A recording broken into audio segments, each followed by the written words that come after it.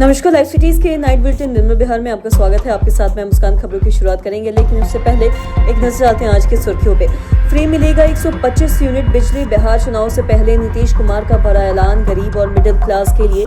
आज स्वर्णिम दिन। सम्राट चौधरी ने फ्री बिजली पर जताई खुशी। 21,000 करोड़ से बनेगा सड़क और पुल। सीएम नीतीश ने किया शुभारंभ। बीजेपी के इशारों पर चुनाव आयोग का रहा कायम। तेजस्वी बोले, कल पीएम मोदी बिहार में भरेंगे हुंकार।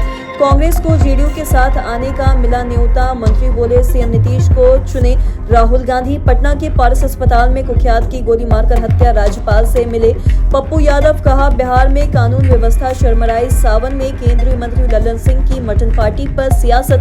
भागलपुर मधेपुरा में खेत में गिरी बिजली, एक की मौत, 14 झुलसे। अब खबरें विस्तार से।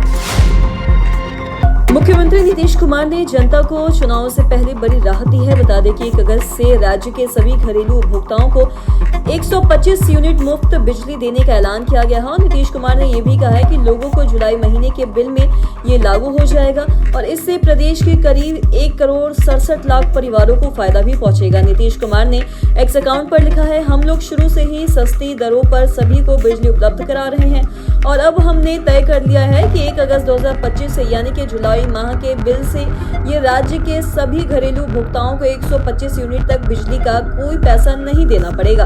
उन्होंने आगे ये भी लिखा है कि इससे राज्य के कुल 1 करोड़ 67 लाख परिवारों को लाभ होगा और हमने ये भी तय कर लिया है कि अगले 3 वर्षों में इन सभी घरेलू उपभोक्ताओं से सहमति लेकर उनके घर की छतों पर अथवा नजदीकी सार्वजनिक स्थल पर और साथ ही सौर ऊर्जा संयंत्र लगाकर लाभ दिया जाएगा। बिहार के डिप्टी सीएम सम्राट चौधरी ने नई बिजली सब्सिडी योजना पर विस्तार से जानकारी दी है और उन्होंने 125 यूनिट तक की बिजली मुफ्त देने की घोषणा पर खुशी जाहिर करते हुए इसे गरीब और मिडिल क्लास के लिए एक स्वर्णिम दिन करार दिया है। बताया जा रहा है कि बिहार सरकार इस वित्तीय वर्ष में कुल 19,370 करोड़ रुपए का बिजली अनुदान देगी, तो वहीं इसमें 3,375 करोड़ रुपए का अतिरिक्त अनुदान सिर्फ 125 यूनिट मुफ्त बिजली योजना के तहत दिया जाएगा और इस योजना का लाभ 1 करोड़ 82 लाख ग्राहकों को मिलेगा और इनमें से 1 करोड़ 67 लाख ऐसे ग्राहक हैं जो हर महीने 125 यूनिट से कम बिजली की खपत करते हैं। ऐसे लोगों को अब 100% बिजली अनुदान मिलेगी, यानी कि उन्हें बिजली बिल नहीं देना पड़ेगा। आगे उन्होंने ये भी कहा है कि 125 यूनिट मुफ्त बिजली योजना से सबसे ज्यादा लाभ गरीब, मजदूर, किसान और लोअर मिडिल क्लास फैमिली को मिलेगा, तो वहीं यह उनके लिए एक ऐतिहासिक और स्वर्णिम दिन है। 21,000 करोड़ से बनेगा सड़कों पर पुलों का जाल। बता दें कि सीएम नीतीश ने किया शुभारंभ। मुख्यमंत्री नीतीश कुमार ने एक अन्य मार्ग स्थित संकल्प से ग्रामीण कार्य विभाग अंतर्गत 21,406.36 करोड़ रुपए की लागत वाले 11,346 पथों पे और साथ ही साथ 730 पुलों का रिमोट के माध्यम से प्रारंभ एवं शिलान्यास किया है। और कार्यक्रम के दौरान ग्रामीण कार्य विभाग के अपर मुख्य सचिव दीपक कुमार सिंह ने योजनाओं के संबंध में मुख्यमंत्री को विस्तृत जानकारी दी है। और कार्यक्रम को संबोधित करते हुए मुख्यमंत्री ने ये भी कहा है कि ग्रामीण कार्य विभाग द्वारा ग्रामीण पथों एवं पुलों का निर्माण तथा रख रखाव काफी अच्छे ढंग से किया जा रहा है और इसके लिए मैं विभाग को बधाई देता हूं। कई योजनाओं के माध्यम से हर गांव के टोलों तक पक्की सड़कों का निर्माण सुनिश्चित किया जाएगा, तो वहीं ताकि लोगों को आवागमन में सहूलियत मिल सके। और हम लोगों ने पूरे बिहार में शहरी क्षेत्र को या फिर ग्रामीण इलाके हर जगह के लोगों तक बुनियादी सुविधाएं पहुंचाई है, तो वहीं इसे और ज्यादा बेहतर और बनाने की हर संभव कोशिश भी है। नेता प्रतिपक्ष तेजस्वी यादव ने राज्य सरकार पर निशाना साधा है और तेजस्वी यादव ने सर को लेकर भी चुनाव आयोग पर बड़ा हमला बोला है। उन्होंने कहा है कि अब शक नहीं बल्कि यकीन हो गया है कि चुनाव आयोग बीजेपी के इशारे पर काम कर रहा है। तेजस्वी ने यह भी कहा है कि खड़गे के घर पर 19 जुलाई को दिल्ली में बड़ी बैठक है और उसमें भी यह शामिल होंगे। बता दें कि उन्होंने ये भी कहा है कि गृह मंत्री अमित शाह पीएम मोदी के इशारों पर चुनाव आयोग काम कर रहे हैं और साथ ही अब कोई शक नहीं है, पहले से प्रोपेगेंडा सेट हो चुका है और प्लेटफॉर्म तैयार किया जा रहा है। चुनाव आयोग से हम कहना चाहते हैं कि जिसका नाम आप आज काट रहे हैं उसका पूरे डिटेल्स आपको प्रोवाइड करना होगा।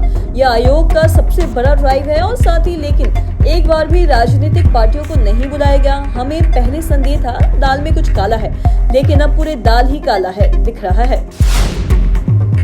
बिहार के मुख्यमंत्री नीतीश कुमार एक सप्ताह में कल दूसरी बार कैबिनेट की बैठक करने जा रहे हैं और मुख्यमंत्री कैबिनेट की बैठक में बड़ा फैसला ले सकते हैं और मुख्य सचिवालय की कैबिनेट हाल में शाम 5 बजे से यह बैठक होगी। उधर प्रधानमंत्री नरेंद्र मोदी की 18 जुलाई को मोतिहारी में जनसभा होने वाली है, तो वहीं मुख्यमंत्री भी इसे शामिल होंगे और प्रधानमंत्री के कार्यक्रम के बाद शाम में कैबिनेट की बैठक सीएम ने बुलाई है। तो वहीं 21 जुलाई से बिहार विधानमंडल का मानसून सत्र भी शुरू हो रहा है। ऐसे में मुख्यमंत्री कैबिनेट की बैठक में उससे पहले बड़ा फैसला ले सकते हैं और इसके साथ मानसून सत्र के नीतीश कुमार कई विधेयक लाने वाले हैं। तो वहीं बता दें कि कैबिनेट की बैठक में उस पर भी स्वीकृति ली जाएगी और साथ ही नौकरी रोजगार को लेकर भी बड़ा फैसला लिया जा सकता है।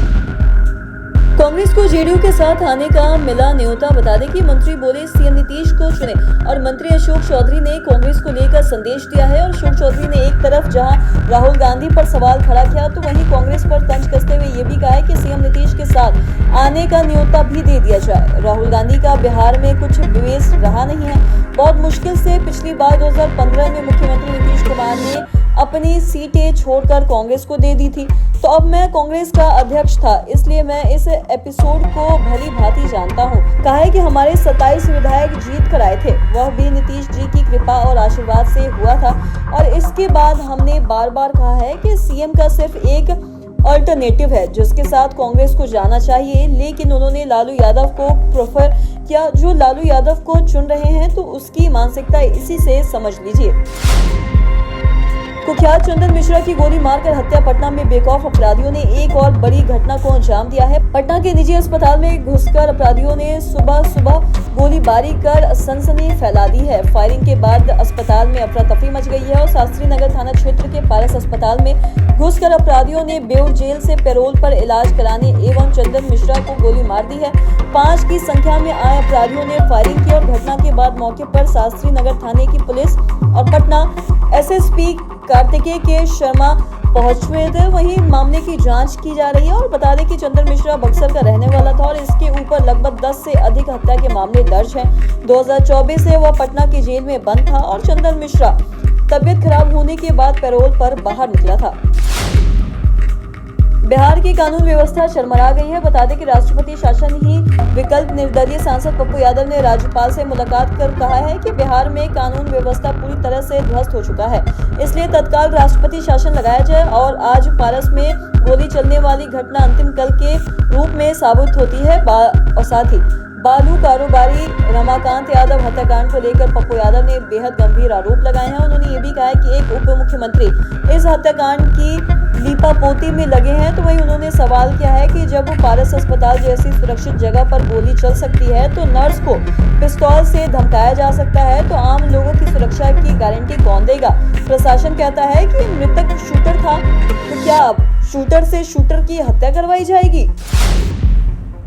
सावन महीने में केंद्रीय मंत्री ललन सिंह की मटन पार्टी पर सियासत गर्मा गई है। बता दें कि बुधवार को केंद्रीय मंत्री और लखीसराय के सांसद ललन सिंह सूर्यगंडा प्रखंड पहुंचे थे। मंच में कार्यकर्ताओं को संबोधित करते हुए ललन सिंह ने मुस्कुराते हुए कहा, भोजन का बढ़िया इंतजाम है, जो सावन मनाता है उसके लिए भी इंतजाम है और जो नहीं मनाता है उसके लिए भी ये सारे इंतजाम किए गए हैं। और विपक्ष ने इस पर हमला बोल किया है कि लालू यादव की बेटी रोहिणी आचार्य ने एक्स पर पोस्ट कर तीखा तंज कसा और कहा है कि ढोंग रच रच कर ढकोसले फैलाने वाले, दूसरों के खान पान में खोट निकालने वाले कपटी और बड़े धूर्त हैं ये कान फूकने वाले।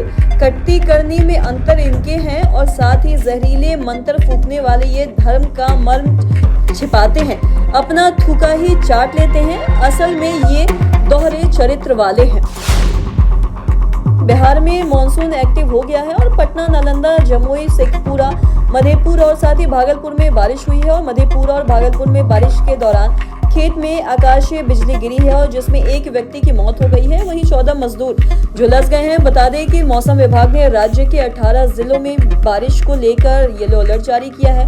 विभाग के अनुसार गुरुवार को बंगाल की खाड़ी से उठा निम्न दबाव का क्षेत्र बिहार के कई हिस्सों को प्रभावित कर रहा है। अब ये धीरे धीरे पूर्वी उत्तर प्रदेश की ओर से शिफ्ट हो जाएगा और इसके असर से राज्य के विभिन्न हिस्सों में भारी बारिश के साथ साथ तेज हवाएं चलने की भी संभावना जताई जा रही है और कई जिलों में 30 से 40 किलोमीटर प्रति घंटे की रफ्तार से तेज हवा भी चलेगी। तो आज के इस वीडियो में इतना ही। अगर आपने अब तक हमारे चैनल को सब्सक्राइब नहीं किया तो तुरंत कर ले, साथ ही हमारे फेसबुक पेज को लाइक करें। वीडियो देखने के लिए आपका धन्यवाद।